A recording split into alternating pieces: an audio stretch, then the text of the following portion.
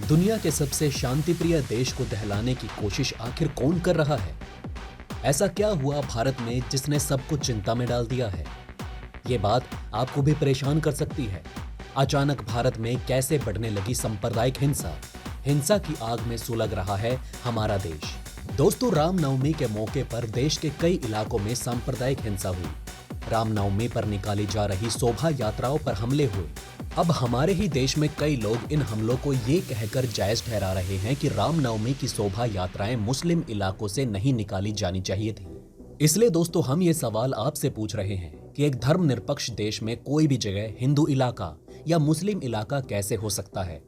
क्योंकि ना तो हमारे संविधान में और ना ही हमारे सरकारी रिकॉर्ड्स में किसी स्थान को इस तरीके से चिन्हित किया गया है।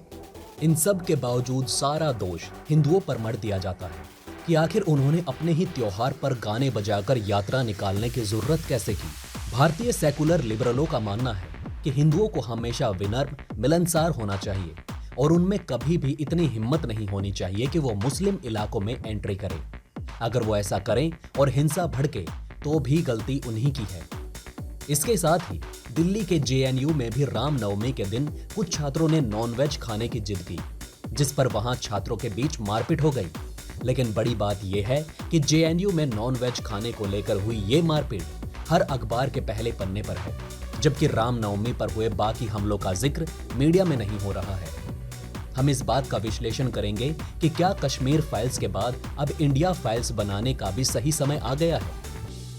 सोचिए, ये कितना दुर्भाग्यपूर्ण है कि भारत जैसे देश में जहां भगवान राम को मार्गदर्शक और प्रेरणा स्रोत माना जाता है, उसी देश में उनके जन्मदिन के मौके पर 5 से ज्यादा जगहों पर हिंसा की घटना हुई। ये सारी घटनाएं उस समय हुई जब रामनवमी के मौके पर लोग शोभा यात्रा और जुलूस निकाल रहे थे। जिन राज्यों में हिंसा हुई उनमें गुजरात, मध्य प्रदेश, पश्चिम बंगाल और झारखंड प्रमुख हैं। मध्य प्रदेश के बड़वानी और खरगोन में तो भगवान राम की झांकी निकाल रहे श्रद्धालुओं पर पत्थर बरसाए गए।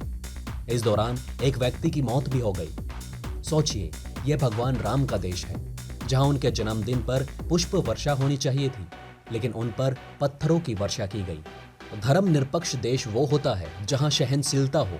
इस्लाम धर्म के लोग दूसरे धर्मों के त्योहार पर सहनशीलता दिखाएं और हिंदू धर्म के लोग दूसरे धर्म के त्योहारों पर सहनशीलता दिखाएं। इस्लाम धर्म में कुर्बानी को पवित्र माना जाता है। इसलिए हम अपने मुस्लिम भाइयों से कहना चाहते हैं कि क्या वो हिंदू त्योहारों पर अपनी पसंद और नापसंद की कुर्बानी दे सकते हैं? क्या इसी तरह हिंदू धर्म के लोग भी सहनशीलता दिखाकर दूसरे धर्मों के त्योहारों पर अपनी पसंद की कुर्बानी दे सकते हैं? दोस्तों, आपको ये भी नहीं भूलना चाहिए कि जब देश में रामनवमी के मौके पर ये सारी हिंसक घटनाएं हो रही थी, उस समय हमारे देश का मेन स्ट्रीम मीडिया क्या कर रहा था? ज्यादातर अखबारों में 2 ही खबरों की प्रमुखता छाई हुई थी। पहली खबर पाकिस्तान में हुए सत्ता परिवर्तन की है। दूसरी खबर दिल्ली की जवाहरलाल नेहरू यूनिवर्सिटी यानी जेएनयू को लेकर है, जहां रविवार रात हिंसा की मामूली घटना हुई। लेकिन इस मामूली सी घटना को हमारे देश में मीडिया ने एक बड़ी खबर बना दिया। देश के 3 और राज्य सांप्रदायिक हिंसा की जद में आए: उत्तराखंड, आंध्र प्रदेश और कर्नाटक। इनमें एक के बाद एक कई हिंसक वारदातें हुई। रविवार को तीनों राज्यों की पुलिस ने सांप्रदायिक हिंसा और दंगों की घटना के सिलसिले में 140 से ज्यादा लोगों की गिरफ्तारी की। राज्यों में हिंसा का पैटर्न एक सा रहा। हिंसाएं शनिवार को हनुमान जयंती के मौके पर भड़की हैं। रविवार को 3 राज्यों में पुलिस ने स्थिति को नियंत्रण में लाने के लिए फ्लैग मार्च किया। प्रभावित क्षेत्रों में कानून व्यवस्था बनाए रखने के लिए निषेधा भी लगाया गया। पुलिस के मुताबिक 3 राज्यों में हिंसा और दंगों के संबंध में दर्ज की गई प्राथमिकी रिपोर्ट में कम से कम 300 लोगों का नाम सामने आया। रामनवमी के तत्काल बाद यह दूसरा मौका है जब इतने व्यापक स्तर पर हिंसाएं भड़की है। 9 और 10 अप्रैल को रामनवमी के शोभा यात्रा के दौरान राजस्थान, गुजरात और मध्य प्रदेश में इसी तरह की घटनाएं सामने आई। ये 1 महीने के भीतर सांप्रदायिक हिंसाओं का दूसरा दौर है।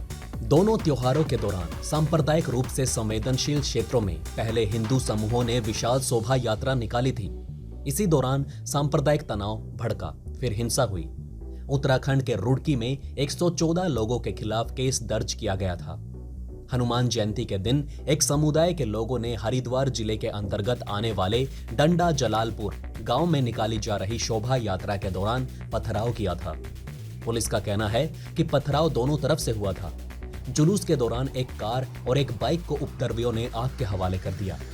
दोस्तों, आपको बता दें कि जेएनयू के कावेरी हॉस्टल में भी एक वारदात हुई, जब वहां रामनवमी के मौके पर धार्मिक अनुष्ठान और हवन किया जा रहा था।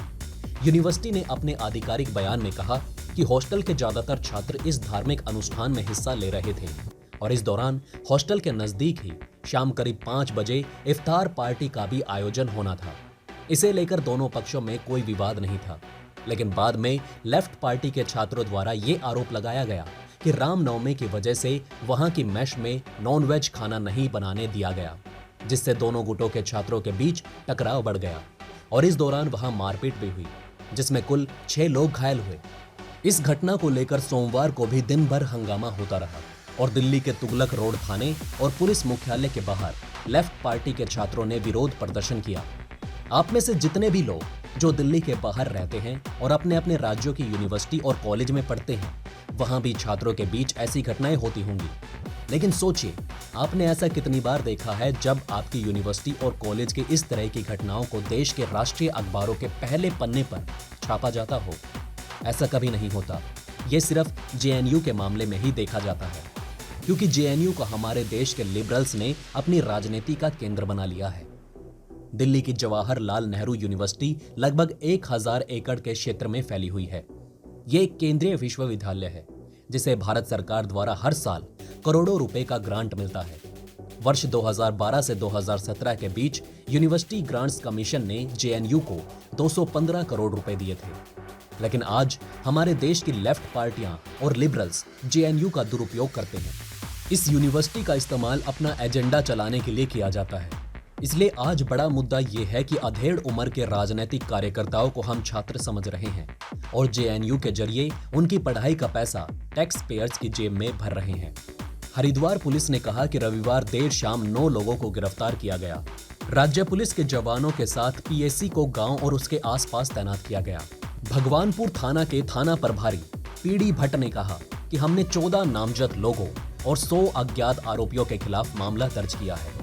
शनिवार को हिंसा तब भड़की जब लोग एक इलाके में मस्जिद में नमाज अदा कर रहे थे। जुलूस के दौरान तेज आवाज होने पर वहां मौजूद लोगों ने आपत्ति दर्ज की।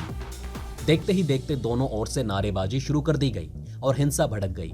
दोनों तरफ के लोगों ने पथराव किया। 15 लोग चोटिल हो गए। पुलिस अधिकारियों ने तत्काल मौके पर पहुंचकर स्थितियों को नियंत्रण में लिया। पुलिस के मुताबिक रविवार सुबह भी दोनों समूहों ने पथराव किया। पुलिस बल बड़ी संख्या में पहुंचे और स्थितियों को नियंत्रण में लिया। पुलिस बल बड़ी संख्या में यहां पर अभी भी तैनात है। दोस्तों, अब आप हमें कमेंट सेक्शन में बताइए कि क्या ये बातें आपको पहले से पता थी, और अगर नहीं तो इनमें से कौन सी बात आपको सबसे ज्यादा इंटरेस्टिंग लगी। और हाँ, कमेंट बॉक्स में जय हिंद लिखना ना भूलिएगा।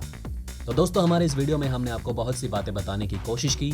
अगर आपको हमारी ये कोशिश अच्छी लगी हो तो प्लीज लाइक करें इस वीडियो को और इसी तरह की और जानकारी पाने के लिए सब्सक्राइब करें हमारे चैनल को। जितना हो सके इस वीडियो को शेयर करना ना भूलें। धन्यवाद। हम फिर मिलेंगे एक और इंटरेस्टिंग टॉपिक के साथ।